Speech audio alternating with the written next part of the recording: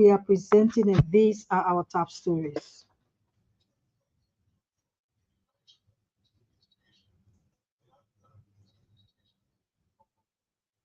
President Joseph Boyka praises Liberia Broadcasting System for beginning the expansion of television across Liberia. Unity Party warns government officials against using government access at its December 6th fundraising rally. 29-year-old motorcyclist Iman Barkley charged for murder after hitting the head of his friend with a plank. And away from Liberia, Guinea-Bissau's Electoral Commission says it is unable to complete the November 23 presidential election process. These stories and much more, including sports, the weather report, the news in Liberian English. But first, Hassan Kew and the news bulletin. Many times. President Joseph Boakai has praised the management of the Liberia broadcasting system for the expansion of television to the rest of the country. President Boakai said the effort by the LBS management is key to building an inclusive and informed nation. President Boakai urged the management to continue such efforts in other parts of the country. For the past month, LBS management team headed by Director General Eugene Amir Fangon has extended the television coverage to Grand Bassa, Grand Jida, Bomi, Grand Kipon, and Nima counties. These projects, according to DJ Fangon, are part of President Boakai's broader vision of taking government to the people. The Unity Party has warned appointed officials against the use of government's assets or resources for its December 6, 2025 fundraising rally to purchase its headquarters. In a statement issued Tuesday, the party, through its national leadership, said that no official government and vehicles, assets, or resources will be used for the upcoming program and future political activities. According to the Unity Party, the latest directive is in full compliance with the Code of Conduct for Public Officials, specifically Part 4, which prohibits the use of government resources for partisan political activities. As a ruling establishment, the Unity Party urges that it bears the primary responsibility to set the standard for good governance, transparency, and the rule of law. It warned that any government official found in violation of the Code of Conduct will face immediate internal disciplinary actions by the party. Meanwhile, the Unity Party has committed to separating the functions of the state from its operations. A 29-year-old motorcyclist in the Mount Barkley has been charged with murder for allegedly hitting the head of another man with a plank. Defendant Leon Theo is said to have gotten involved in an altercation with the victim, Bangali Kamara. According to report, defendant Theo hit the deceased several times with a plank and escaped the scene with his motorcycle. The victim was later transferred to the JFK Medical Hospital in Cinco, where he was pronounced dead. A man in the employ of QNet has been arrested and sent to the Monrovia Central Prison for allegedly trafficking a lady from Nimba County under the pretext of sending her to Canada. QNet, founded in 1989 or 1998, it produces different products and is involved with energy, weight management, nutrition, personal care, home care, and fashion accessories. It is said to be based in Hong Kong and Malaysia. According to investigation, defendant Emmanuel Davis, 27, was complained to the police by one Rose Woya after placing a call to the victim asking for a love affair. Davis promised to marry Rose so that they could travel to Canada as couples. The complainant told investigators that she paid $800 to defendant Emmanuel for the trip to Canada. Upon paying the money, Emmanuel Davis went into hiding until November 17, at which time she was informed that the suspect was at South Beach. Meanwhile, defendant Emmanuel Davis has admitted to the commission of the crime. Former President Ellen Johnson Sirleaf has strongly condemned the practice of female genital mutilation and other harmful practices against women and girls in Liberia.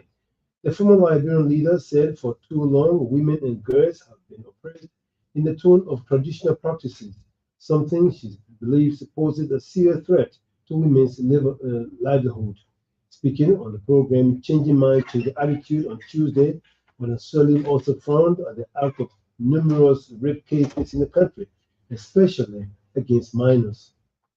female genital mutilation to ensure that this is stopped. I know we did a lot of work with the traditional societies all over the country, and I believe that they too had seen how wrong it was for them to be able to interfere with the normal life of a child, a woman. The former president said though her government worked vigorously against the act, it still remains a threat. Former President Ellen Johnson Sirleaf wants the courts to thoroughly investigate rape cases and ensure perpetrators face the full weight of the law. Deputy Information Minister Daniel Sanders says the fight against corruption and asset declaration are one of the key achievements by the government. Mr. Sanders said a report from the Liberia Anti-Corruption Commission (LACC) shows that over 80% of government officials have declared their assets. According to him, 55% of the assets declared have already been verified by the LACC covering 2018 to 2024.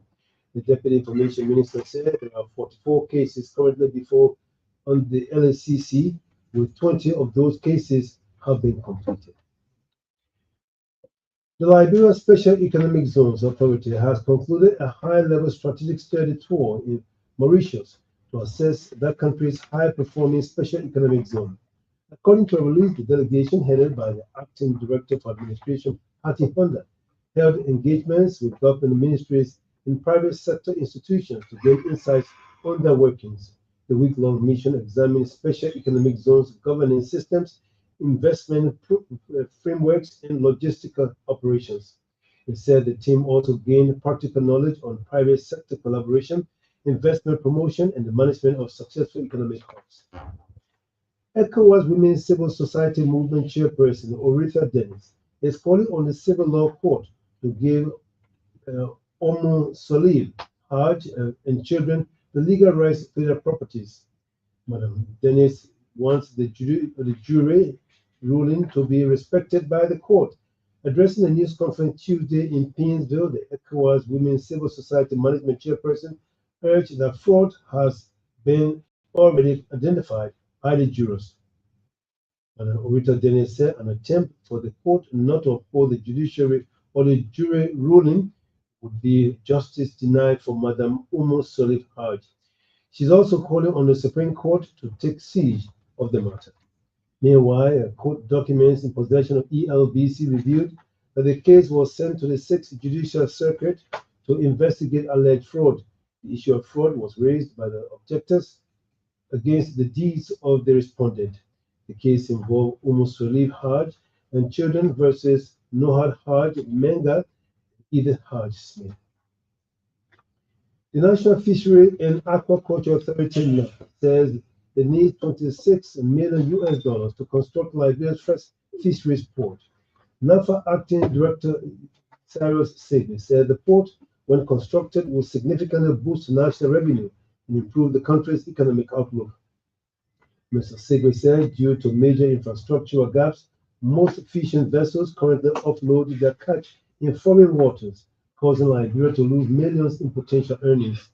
Speaking in plenary Tuesday, NAFA boss highlighted the vast economic potential of the fisheries industry and its critical role in driving national growth.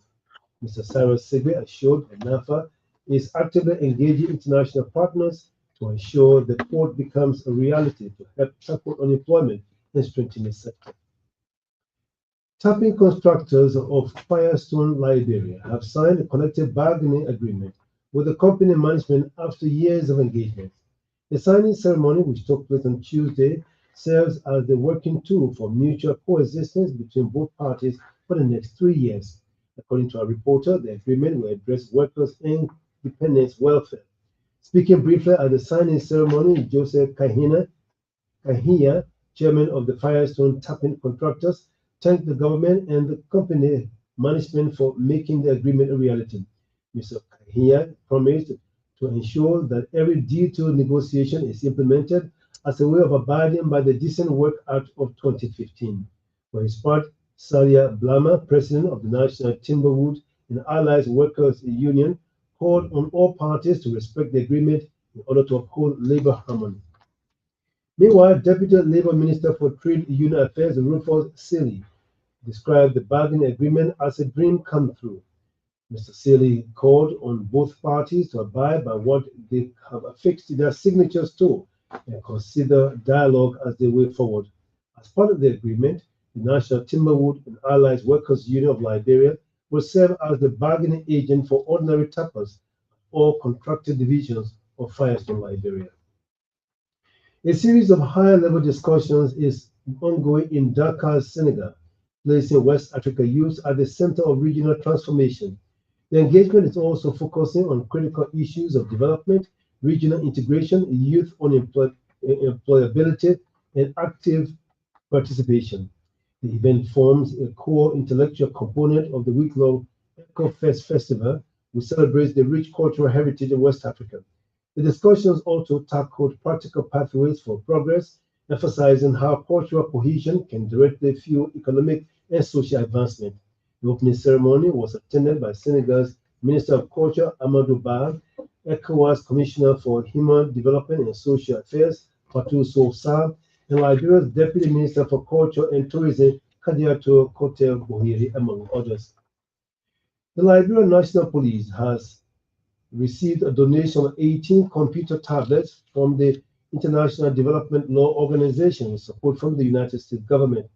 The LNP release said the computer tablets will enhance digital reporting and improve the management of trafficking in persons cases nationwide. The IDLO country manager, Chinyelunga Oko, praised the ongoing partnership with the LNP and the U.S. Bureau of International Narcotics and Law Enforcement Affairs. Mr. Oko said the partnership continues to strengthen investigations, raise awareness on TIP, and improve the quality of trafficking data. Meanwhile, the U.S. Charge d'Affaires Joseph Zadroni commended the IDLO leadership and reaffirmed America's support for the rule of law institutions in Liberia. The shape of the bulletin, back to you, Fabi.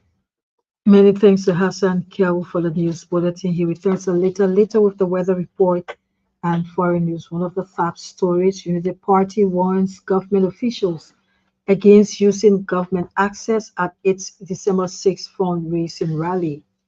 The 8th cabinet meeting for the year 2025 has ended in Tottenhamburg, Bomi County, with key national issues highlighted.